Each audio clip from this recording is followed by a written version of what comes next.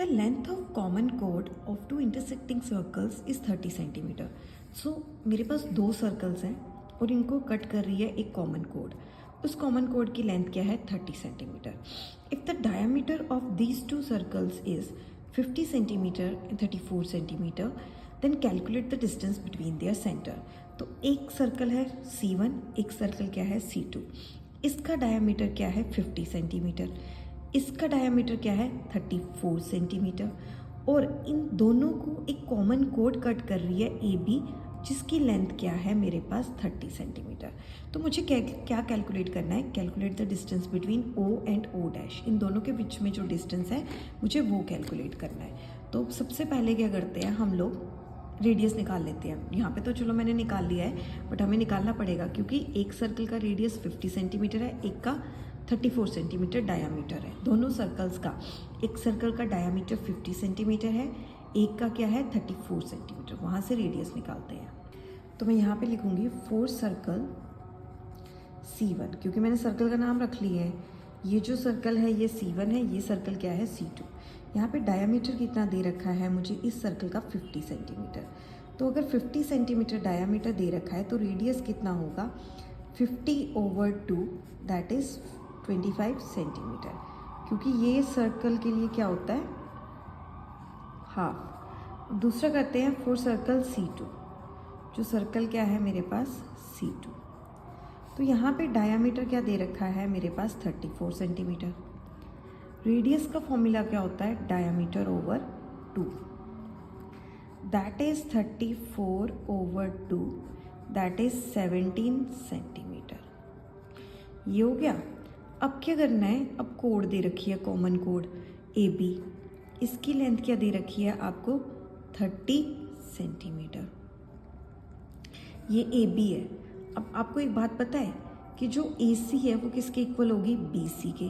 क्यों होगी, देखो ये एक कोड है ना ये कोड. अब ये सर्कल का सेंटर जो है यहाँ से लाइन जा रही है और बिल्कुल इसके परपेंडिकुलर जा रही है. ठीक है, इस C1 की OC इस पे परपेंडिकुलर है ना. तो OC क्या है परपेंडिकुलर किस पर है, इस पर AB पर. और उसी तरह OC dash O dash C perpendicular है AB पर. देखो इस सर्कल के सेंटर से एक लाइन जा रही है जो AB को C पे कट कर रही है. इसी दूसरे सर्कल के सेंटर से एक लाइन जा रही है जो सर्कल को C पे कट कर रही है. मतलब एक लाइन है जो सर्कल के सेंटर से जा रही है, कोड को बाइसेक्ट करती है. हमारे पास प्रॉपर्टी है तो मैं यहाँ पे लिखूँगी वी नो दैट, हमें पता है perpendicular drawn from the centre of the circle, drawn from the centre of the circle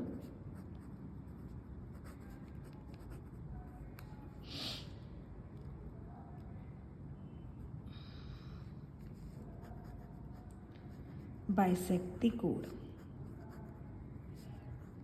code को क्या कर रही है काट रही है. तो मैं क्या लिखूँगी OC is not OC AC. AC is equal to BC और ये किसकी इक्वल होगी हाफ ऑफ AB. AB कितनी है मेरे पास, AB मेरे को दे रखी है कितनी है इस क्वेश्चन में, AB 30 सेंटीमीटर है. तो यहाँ पे लिखूँगी मैं इंटू 30. यहाँ आ जाएगा 2 1 ज़ा 2, 2 5 ज़ा 10. तो ये कितना आ गया मेरे पास 15 सेंटीमीटर. तो क्लियरली A टू C कितना है 15 सेंटीमीटर और ये भी 15 सेंटीमीटर है. ये वाला 25 है क्योंकि रेडियस 25 है और इसका रेडियस 17 सेंटीमीटर है. फाइंड आउट क्या करना है O टू O डैश कि जो लाइन इन दोनों के सेंटर्स को ज्वाइन कर रही है. O टू O डैश हमें क्या करना है फाइंड करना है. ये क्या करना है फाइंड करना है. तो इससे फाइंड करने के लिए सबसे पहले हम इस ट्राइंगल में जाएंगे क्योंकि जब इस ट्राइंगल में जाएंगे तो मेरे पास OC आ जाएगी. इस ट्राइंगल में जाऊंगी तो मैं उससे O डैश C निकाल सकती हूँ पाइथागोरस निकाल के. क्योंकि ये 25 है, ये वाली चीज़ आपकी 15 है तो पाइथागोरस निकाल लो. ये चीज़ 17 है, ये 15 है, पाइथागोरस लगा के इसको निकाल लो. फिर दोनों को क्या कर दो प्लस. तो चलते हैं इन ट्राइंगल AOC में. तो मैं लिखूँगी first in right angle triangle AOC using PGT PGT use करेंगे हम लोग। That is hypotenuse square is equal to perpendicular square plus of base का स्क्वायर, कि जो हाइपोटेन्यूज स्क्वायर है वो किसके इक्वल होगा, perpendicular square plus of base का स्क्वायर। अब देखो जो ट्राइंगल AOC है इसमें ये 90 डिग्री है, इसके सामने वाला हो गया हाइपोटेन्यूज, ये हो गया परपेंडिकुलर और ये हो गया बेस, मुझे निकालना है।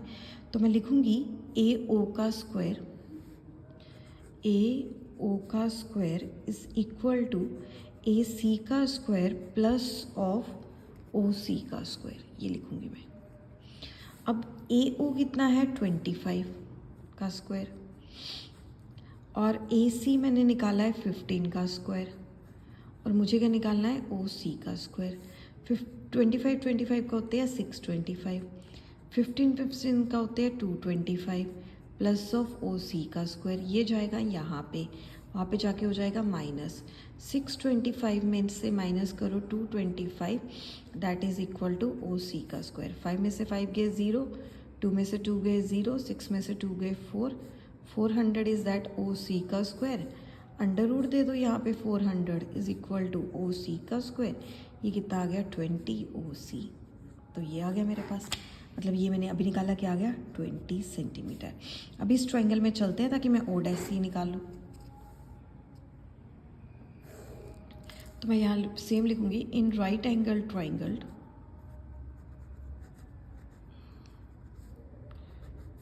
OAC, again hypotenuse square is equal to perpendicular square plus of base square using PGT। क्या यूज़ किया मैंने यहाँ पे, पाइथागोरस थ्योरम। अब यहाँ पे हाइपोटेन्यूज देखो AO' का स्क्वायर है, दैट इज AO' का स्क्वायर। परपेंडिकुलर कितना है मेरे पास, परपेंडिकुलर है AC, तो यहाँ पे क्या आएगा AC का स्क्वायर और बेस क्या आएगा OC का स्क्वायर।